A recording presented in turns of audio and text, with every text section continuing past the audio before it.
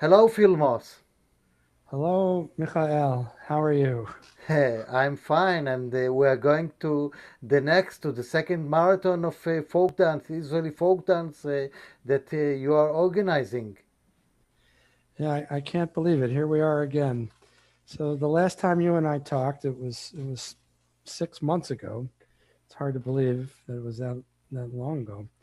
And that was right after we did the first ever 24-hour worldwide Israeli dance marathon.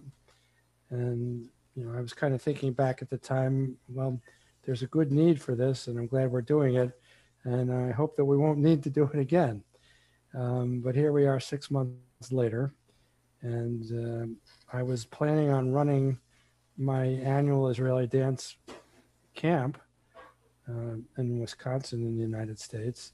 It was supposed to be October 23rd, and we can't do it. Okay? Camp's not open. We're not dancing in groups in this country, and we're not really dancing in groups in most countries.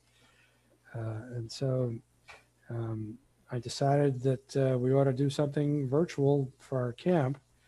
And I was speaking with my friend Aaron Alpert, who also has a camp that was supposed to be 1 week later. My camp is called Machol Merkaz. His camp is called Nirkoda Bakerem. And we decided to work together to create a virtual combined camp, which we're calling Nirkoda Bamerkaz. And we're going to conduct that Friday night, the 23rd of October. We'll start off with Kabbalat Shabbat. Then we're going to have Shabbat dinner, everybody from their homes, but still on the Zoom. And then we're going to have a virtual Hakadah like we've been doing, every week during the Corona.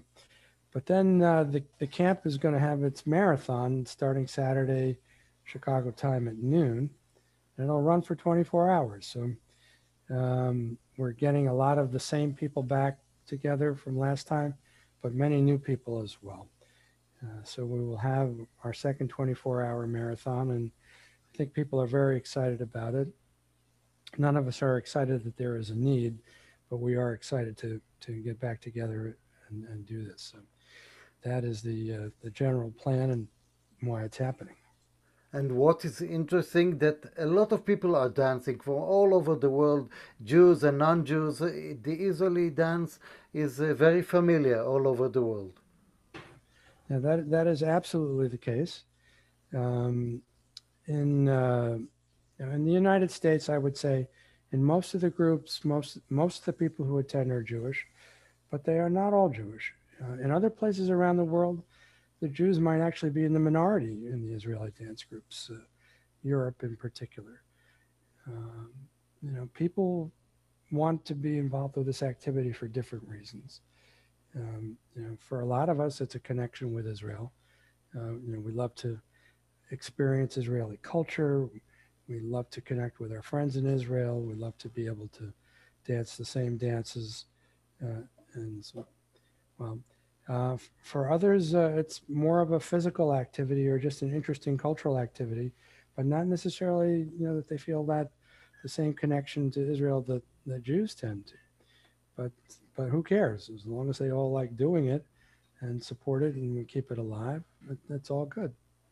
As you say, who cares if everybody is they are happy with the dance, and so if they are happy, we are happy, and you have a lot of people from Israel that will help you in the festival. Cooperate.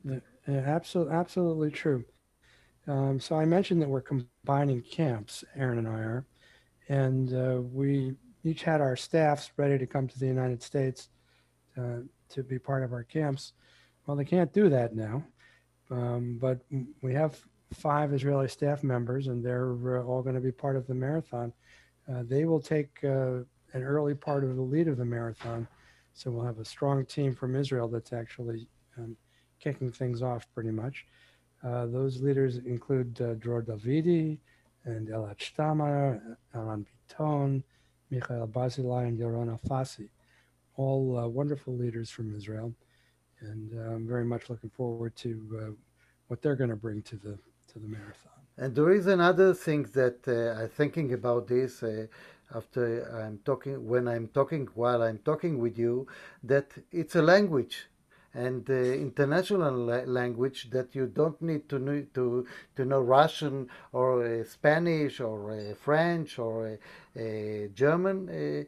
You dance, Israeli dance, and it's a language. Yep.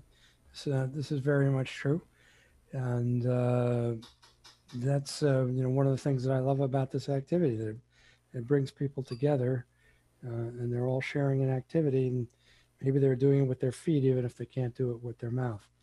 By the way, one of the things that we forgot to mention in the Hebrew interview we just did is that your organization, CIOFF, is participating in this marathon as well.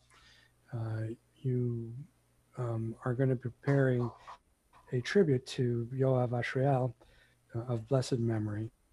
And for those who don't know of Yoav, he was one of the true great veterans and choreographers and leaders of Israeli dance, and he just recently passed away. But he made a huge contribution to Israeli dancing in terms of repertoire and leadership and developing leaders. And so, Michael, your organization, CIOFF in Israel, is preparing a segment that we will be watching on, I guess it'll be Sunday morning, our time. So I'm looking very much forward to seeing what you're preparing. Yes, we see your marathon as a wonderful occasion to say something for the great dancers and the creators of dance, and it's really touching what you're doing. Well, we're excited to do it. I guess another thing I should mention that I didn't mention in the Hebrew interview is that again we're doing this for charity.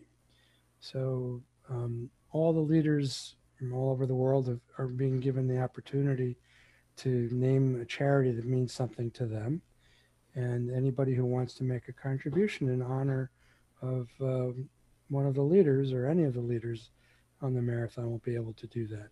So as a result, we'll be raising money for all over. And I didn't show off my shirt, but I need to show this to you now. Wow. So this is the official marathon shirt, and the proceeds from the sale of these shirts are going to the World Health Organization to help fight the corona.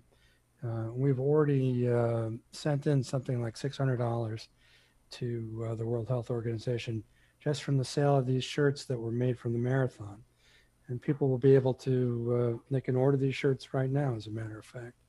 I'll give you all the links for that. Wonderful. So we are now waiting. We are counting down the time that it will begin on this Friday. And what can October I say? 23rd. Yeah, October 23rd begins the camp. October 24th is the marathon. Okay, thank you very much, Phil Mos. Thank you, Michael.